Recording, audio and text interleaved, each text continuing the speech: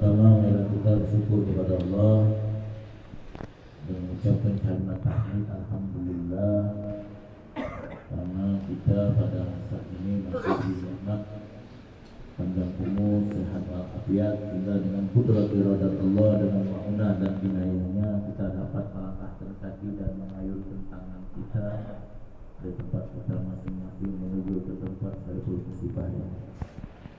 Salawat dan salam senantiasa kita untukkan kehadiran junjungan agung kita Rasulullah Allah Nabil Asraf Sayyidina wa Nabiyina wa Habibina wa Syafi'ina wa Azimina wa Qurrati A'yunina Sayyidina wa Maulana Muhammad Sayyidul Qawnain wa Ashrafus Sagalain wa Imamul Haramain wa Sahibul Hidratain Sayyidul Arabi wal Ajam Sayyidul Waladi Adnan beserta keluarganya, para sahabatnya, para pengikutnya, para pencintanya, para pejuangnya dan sekalian umatnya sampai hari kiamat.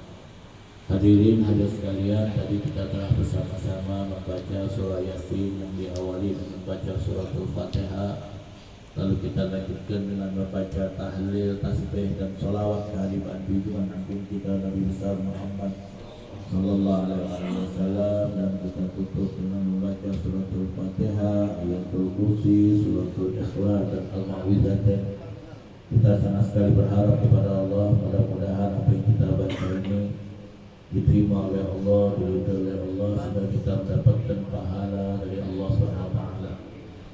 Dan kita mohonkan kepada Allah agar pahala tersebut semoga Allah sampaikan kepada almarhum ila rabbihil hayyul qayyum wal maghfur ila rabbihil ghafur ya Gus Haji Muhammad Nasih bin Gus Haji Muhammad Jan Hamid.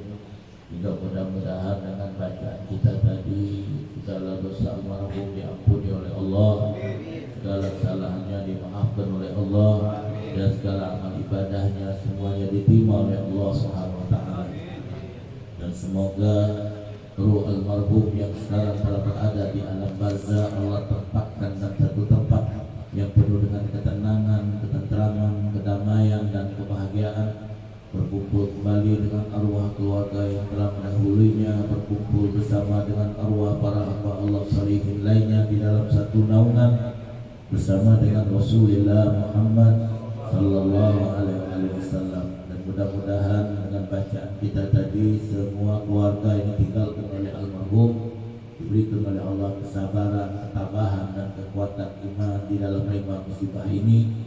Dan bagi kita semua yang ikut bertakziah, bertahlil dan mendoakan almarhum sejak hari pertama wafatnya almarhum sampai malam yang kedua ini, mudah-mudahan kita juga mendapatkan pahala, rahmat dan ridho dari Allah Subhanahu wa taala dan mendapatkan iktibar dalam hidup dan kehidupan kita insyaallah. Amin. Allahumma amin ya rabbal alamin. Bapak-bapak, ibu-ibu, saudara-saudara hadirin hadirat majelis tahlil wa ta'ziyah, sedikit kami awali dengan keterangan ayat yang dibaca oleh pimpinan tahlil tadi. Innallaha wa malaikatahu yusholluna 'alan nabi ya ayyuhallazina amanu shallu 'alaihi wa sallimu taslima. Nah, hadir sekalian, kalau kita mendengar ayat ini dibacakan, biasanya khatib Jumat atau yang mimpin tahlil, ketika dibacakan ayat innallaha wa malaikatahu yusholluna 'alan nabi, kita jawab alhamdulillah.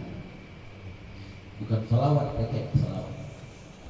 Ini adalah mukhbirah, kabar dari Allah. Allah mengabarkan, memberitahukan kepada kita sesungguhnya Allah dan para malaikatnya bersalawat kepada Nabi. Senang tak kita? Nabi kita disalawati oleh Allah dan malaikatnya. Maka kita ucapkan alhamdulillah.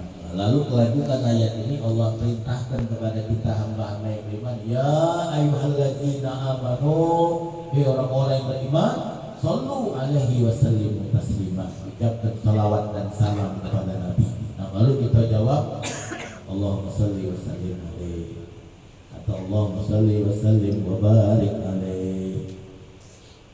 Ini kebanyakan kita ini pada saat Allah mengabarkan, memberitahukan kepada kita bahwasanya Allah dan para malaikatnya berselawat kepada Nabi, kita berselawat. Nah, ketika Allah perintahkan kepada kita hamba yang beriman, ya ayyuhallazina amanu shallu alaihi wa sallimu taslima. Orang-orang beriman, ucapkan selawat dan salam kepada Nabi. Iya kan? Itu malaikatnya nih. Pada saat Allah memberitahu bahwasanya Allah dan para malaikat berselawat kepada Nabi, kita berselawat. Pada saat Allah perintahkan untuk kita berselawat dan mengucapkan salam kepada Nabi, diam dulu. Kenapa? Karena kebiasaan kita kayak gitu. Kalau dengar dari wong-wong dulu, nah, sudah bertemu sampai sekarang. Ini saya jelaskan dari sekalian. Jadi kalimat yang pertama, innallaha wa malaikatahu yusholluna 'alan nabi, ini adalah mukhbiran, kabar dari Allah. Jadi Allah beritahukan kepada kita bahwasanya Allah dan para malaikatnya berselawat kepada Nabi. Jadi kita ucapkan. Lalu yang selanjutnya adalah amiran, perintah Allah. Ya ayyuhallazina amanu shallu alaihi wa sallimu taslima. Ya orang-orang beriman, berselawatlah kamu dan ucapkan salam kepada Nabi. Lalu kita jawab, Allahumma shalli wa sallim wa barik. Hadis sekalian, pada saat seperti inilah, ketika kita sedang ditimpa musibah, hendaklah kita memperbanyak zikrullah, memperbanyak baca salawat kepada Rasulullah Sallallahu Alaihi Wasallam. Tujuannya apa? Yang jelas untuk kita dan keluarga yang kita musibah tenang, dengan zikir kita tenang, dengan salawat juga tenang. Dan kita yakin hari amal baik yang kita lakukan, apalagi berzikir kepada Allah, bersalawat kepada Rasulullah, kita akan mendapatkan pahala dari Allah Subhanahu Wa Taala. Nah, kita mohon kembali kepada Allah agar pahala yang kita dapati dari zikir kita, dari salawat kita, semoga Allah sampaikan kepada almarhumah manita makna hauna bisababi. Itu kita ucapkan manita makna hauna bisababi. Artinya tuh dengan sebab dia kita berkumpul di sini. Nah, kita berkumpul malam ini kan karena sebab almarhum. Oke. Atau nama lengkapnya Yagus Haji Muhammad Nasir. Kita tahu Encik itulah Encik. Jadi karena almarhum kita berkumpul di sini. Manita makna hauna bisababi. Kita mohon kepada Allah, Allah sampaikan. Insya Allah niat baik kita, doa kita dikabulkan oleh Allah Subhanahu wa Ta'ala. Alangkah senangnya hadirin orang yang telah meninggal itu kalau kita doakan. Sekarang kias seperti ini, yang salah orang meninggal, kita yang masih hidup seperti saya, kita kan masih bisa berdoa dulu, masih bisa berdoa dulu. Lalu ada orang mendoakan kita, senang. Nah, semoga Allah panjangkan umur, kita doakan ini ustaz-ustaz ini, yang umur sehat, yang muda mudah-mudahan, yang umur sehat walafiat, kita senang. Sembuhkan segala penyakit, jauhkan dari segala bala, Allah berikan keselamatan. Allah sampaikan segala hajat. Nah, pada kita kan masih mampu berdoa dewa, masih bisa kita memohon dewa. Tapi begitu kita mendapatkan doa dari kawan, dari keluarga, bukan senang. Amin, amin, makasih. Nah, orang yang telah meninggal itu kan tak bisa lagi berdoa.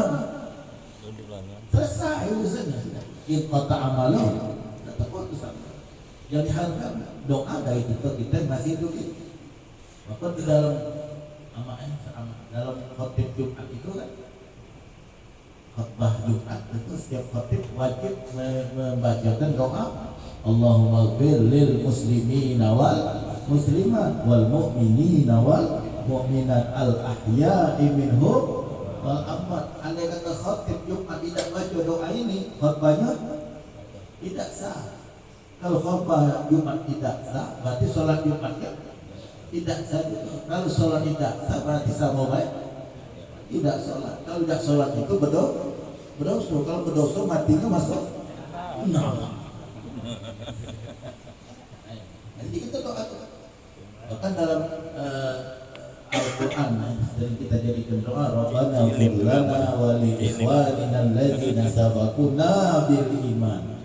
Kita mohon kepada Allah agar Allah mengampuni dosa kita dan dosa saudara-saudara kita alladzina sabaquna bil iman, yang telah mendahului kita dalam keimanan. Nah, jadi Allah kesenangan, Allah kebahagiaan orang yang telah meninggal tadi kalau mendapatkan doa dari kita-kita yang masih hidup ini. Begitu kita bacakan Fatihah, bacakan Al-Quran, kita sedekah, kita mohon kepada. Kenapa? Karena kita tahu betul sudah meninggal itu tidak bisa buat apa-apa lagi. Almarhum Ki Haji Nawawi Al-Hafiz, seorang hafizul Quran hadirin. Walaupun nanti di dalam kuburnya itu mungkin dia masih bisa baca Quran, masih bisa menghafalkan ayat-ayat yang dihafalnya, itu tidak bisa lagi mendapatkan pahala, tidak bisa mendapatkan kebaikan. Semuanya terputus. Oleh karena saat misalnya orang meninggal dalam kubur, dia berzikir la ilaha illallah, la ilaha illallah, masih dapat pahala? Tidak lagi dapat pahala. Dia baca selawat, tidak lagi dapat pahala. Andai kata dia bisa sholat dalam kuburnya, tidak dapat pahala, sudah putus, selesai. Kenapa? Karena sudah selesai, sudah habis masanya. Hadirin, masa kita untuk beramal itu adalah masa waktu kita masih hidup di dunia sekarang ini. Jadi ad-dunya darul amal, dunia tempat kita beramal. Wal akhirah darul jaza, sedangkan akhirat adalah tempat pembalasan. Nah, jadi kita waktu beramal dulu jangan langsung minta balas di dunia, jangan. Kita sholat, kita zikir, kita baca Quran, kita sedekah, kita haji, kita umrah dan melakukan kebaikan yang lain, jangan langsung minta balas di dunia. Balas nanti di akhirat. Nah, jadi orang yang telah meninggal, termasuk almarhum orang tua kita, Kiai Agus Haji Muhammad Nasih, Kiai Agus Haji Muhammad Zaid Hamid, sudah selesai, tidak bisa beramal. Jadi di sana sekarang sudah memetik mendapatkan hasil dari setiap amal yang dilakukan. Selesai.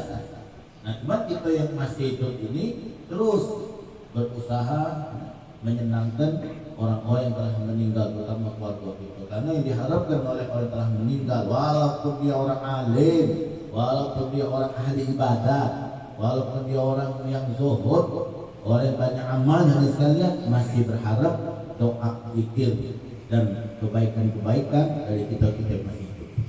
Apalagi dari anak. Nah, yang ulang. Jadi tiap sholat jangan lupa baca Rabbi firli wali walidayya, Rabbi firli wali walidayya. Mulut kita baca kalimat ini, doa ini, hati ini betul-betul berminta Rabbi firli, ya Allah ampuni aku, wali walidayya, dan ampuni orang tuaku, ampuni dosaku dan ampuni dosa kedua orang tuaku. Warhamhuma, ya Allah sayangi kedua orang tuaku, kama rabbayani shaghira, sebagaimana dia menyayangi aku, mendidik aku di waktu aku masih kecil. Hadirin, ada satu keterangan, kalau kita mendidik anak kita dari mulai lahir kita didik dengan jenggungan zikir, sholawat, sampai dia besar, sampai dewasa juga menjadi orang yang baik, orang yang soleh, yang taat kepada Allah Subhanahu wa taala. Nah, Allah Subhanahu wa taala berterima kasih kepada hamba-Nya ini karena sudah amanah. Karena kalau kita mendapatkan anak, memang itu kan rezeki karunia Allah, tapi di balik rezeki karunia Allah itu anak adalah amanah Allah untuk kita didik, untuk kita bina, untuk kita ajari, dan nanti sudah ditumpuk menjadi orang yang baik, orang yang soleh, yang beriman dan taat kepada Allah Subhanahu wa taala. Nah, kalau kenyataan seperti itu, insya Allah seperti orang dididik oleh almarhum, oleh ibunya, menjadi anak yang baik, anak yang soleh.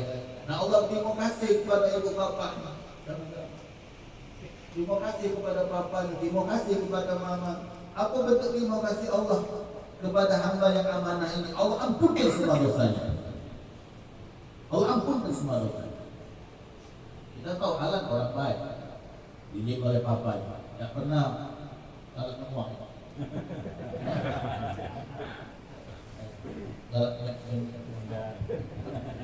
Tidak benar. Orang baik, orang soleh, orang baik, orang soleh. Kenapa? Ini hasil didikan orang tua ini. Karena orang sangat perhatian kepada anaknya Olan ini, mesti Olan orang baik, orang yang taat kepada Allah. Nah, Olan baca Quran zikir, dia bermasyarakat, bergaul dengan cara yang baik, berkawan orang-orang yang baik, selalu berada tempat-tempat yang baik, menghindari tempat-tempat yang tidak baik. Ini didikan almarhum, didikan mama, didikan keluarga besar. Nah, Allah beruntungnya almarhum meninggalkan anak yang soleh dan Islam. Allah terima kasih dan bentuk terima kasih Allah ampun semua dosa. Ini yang katakan oleh Imam Al-Ghazali, Pak Kemas dalam konteks Imam Ghazali berkata, salah satu tujuan kita menikah atau mendapatkan anak. Dia mendapatkan anak ini ada dua harapan kita. Satu, meninggal mempunyai anak yang kecil yang meninggal sebelum balik, punya anak meninggal sebelum balik. Dan yang kedua, ketika kita meninggalkan anak yang soleh yang mendoakan kita. Ini harapan kita. Jadi kita yang sudah menikah, kalau kita punya anak, mungkin ada di antara kita ini punya anak yang meninggal sebelum balik. Anak yang meninggal sebelum balik ini tabungan bagi orang tua. Insya Allah anak ini bisa berikan syafaat pertolongan kepada orang tua. Atau kita meninggal seperti almarhum dan dia meninggalkan anak yang soleh. Ya doa yang selalu berdoa. Wabidli wali-walidayya warhamhuma kama rabbayani. Alhamdulillah. Jadi beliau berhasil mendidik anak. Beliau berusia 66 tahun dan berhasil mendidik anaknya, istrinya menjadi orang yang baik, orang yang takut kepada Allah Subhanahu wa taala. Ini kita tidak tahu mana kalau kita mati adik anak-anak kita jangan. Ini banyak bapaknya mati, maknya mati, bapak baca di rumah, berzikir di rumah, anak-anaknya kekal di jauh sana.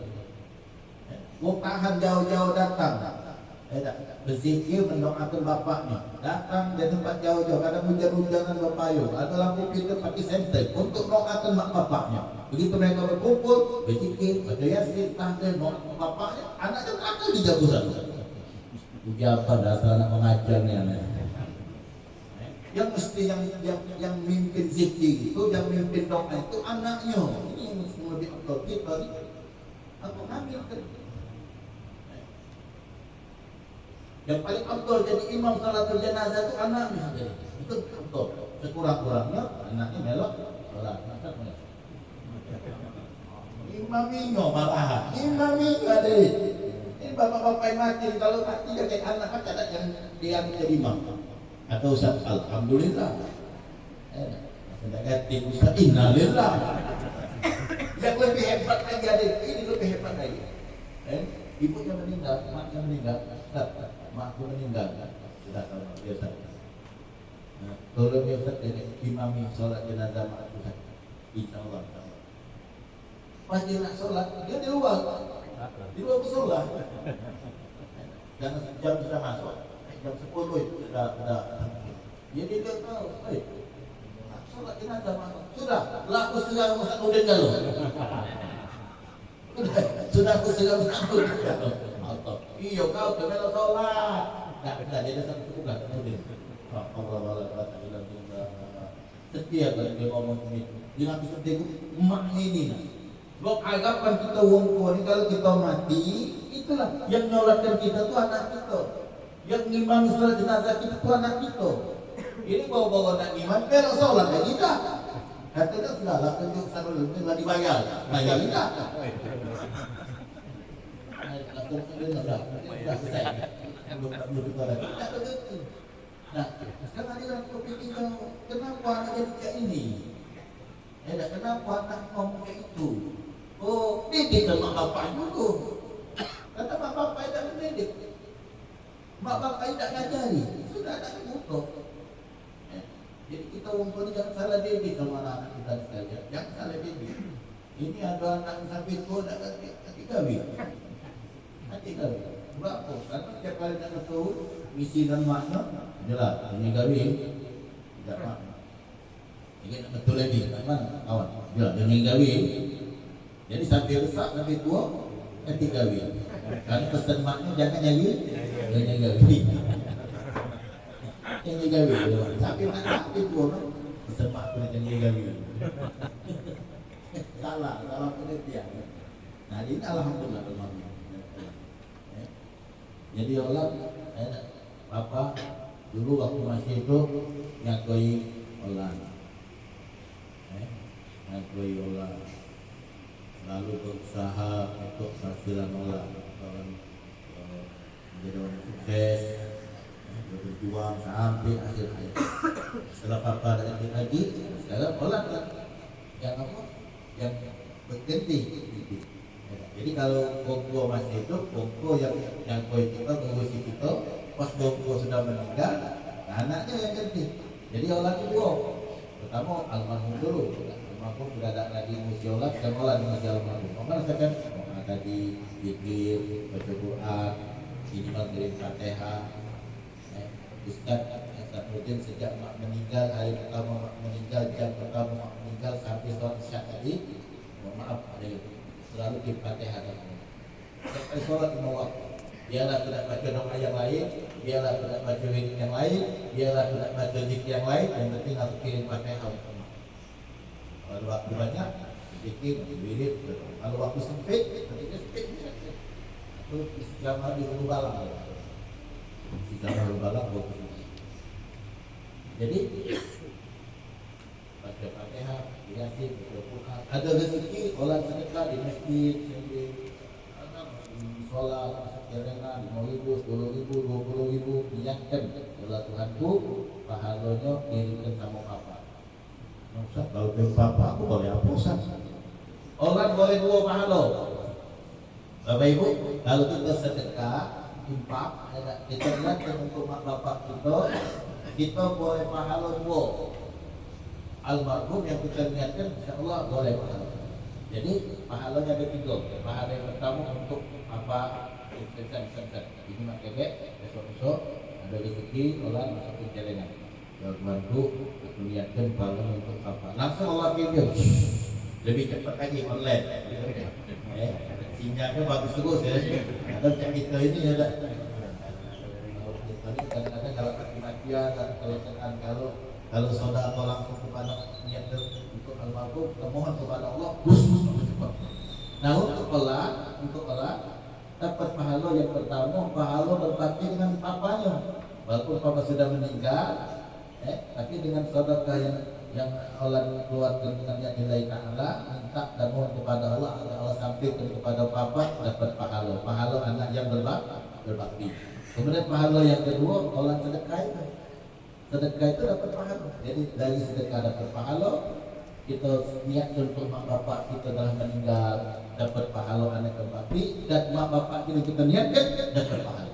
Tapi kalau kita langsung masuk celengan dari 100.000, ya ta'ala kita boleh pahala sedekah. Mak bapak kita juga baik.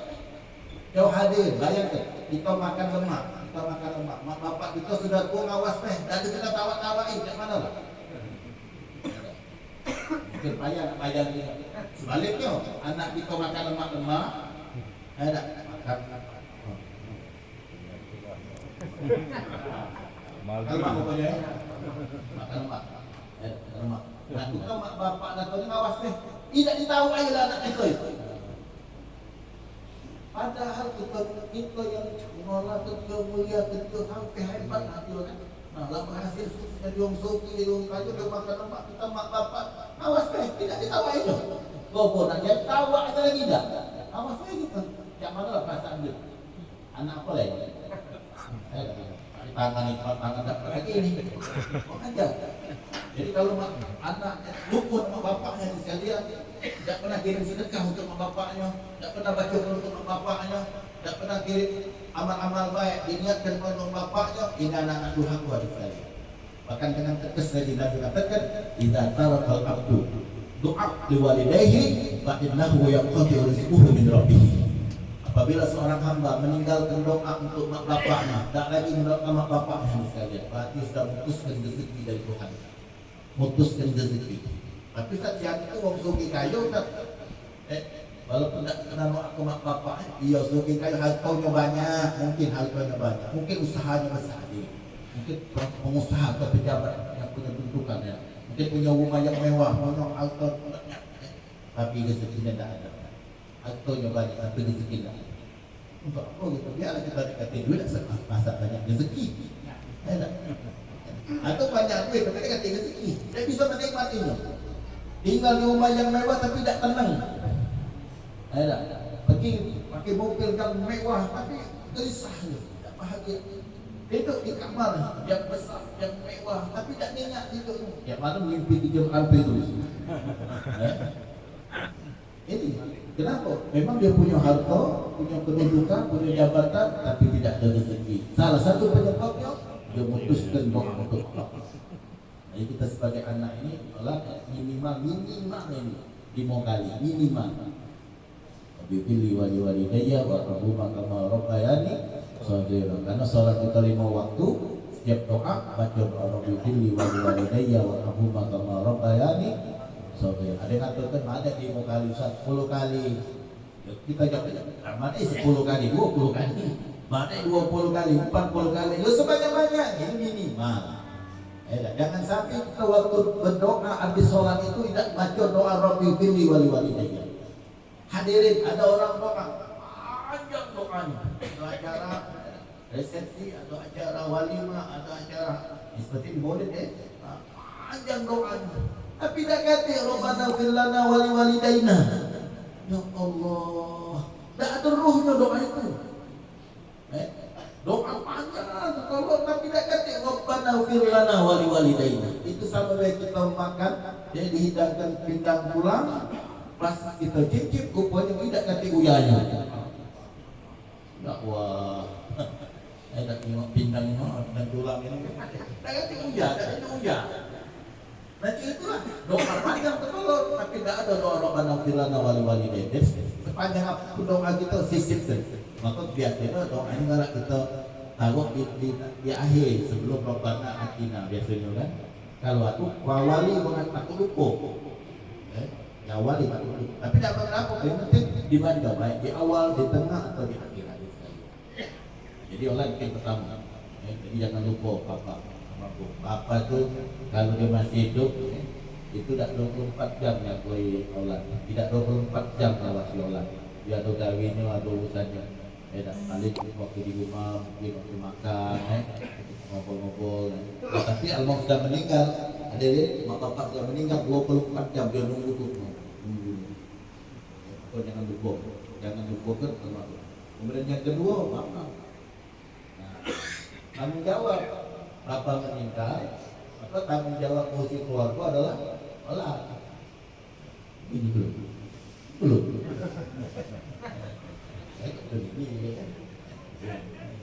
Kalau bapak itu saya anaknya pertama sekolah, kuliah, ada ada usaha, jadi senang.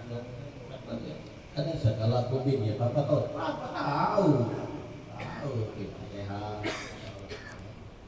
Kalau belum nikah guys jalan dulu ke makamnya. Jadi mama tanggung jawab. Jadi walaupun papa tidak berpesan, waktu dia masih hidup tidak pesan, jago mama tidak pesan. Tapi ada tersirat, walaupun tidak tersurat tapi tersirat jago mama. Jadi orang dua itu jadi anak, jadi papa. Jadi sekali-sekali kau tuh manjo-manjo sama mama anak kan, sekali-sekali kau menjaga mama sebagai papa. Makanya kalau kau dua mama jadi anak, kalau dua sama mama di rumah udah makan, jadi anak. Tapi kalau kau berjalan dengan mama kau kemana? Kau jadi papa. Kan jadi anak juga. Saya tak sama anjing di mana? Jadi kita hadirin sebagai anak pelan dari kita berdua dengan mama, kita jadi anak. Kalau kita berjalan, kalau ada masalah apa, ada urusan apa, ada perkara apa, kalau kita tampil, kita jadi papa. Saya ini masalah. Jadi orang harus berusaha masalahnya senang dengan mama, hibur, bahagia kepada. Bangga, mama kau bangga punya anak semua. Nah, hadir, kalau kita punya wongko, tidak bisa kita gembirakan, tidak bisa kita senangkan hati, tidak bisa kita bahagia. Minimal, jangan susahkan wongko kita. Ini anak banyak yang kena nyenangkan, membanggakan, malah saya lagi. Dari kecil sampai besar sampai begini beranak masih begitu rumah lah sama abang lah. Atau itu. Ya kalau kita tidak bisa terima sama bapak kita di rumah jangan bisa. Tapi kalau bisa kita berusaha menang.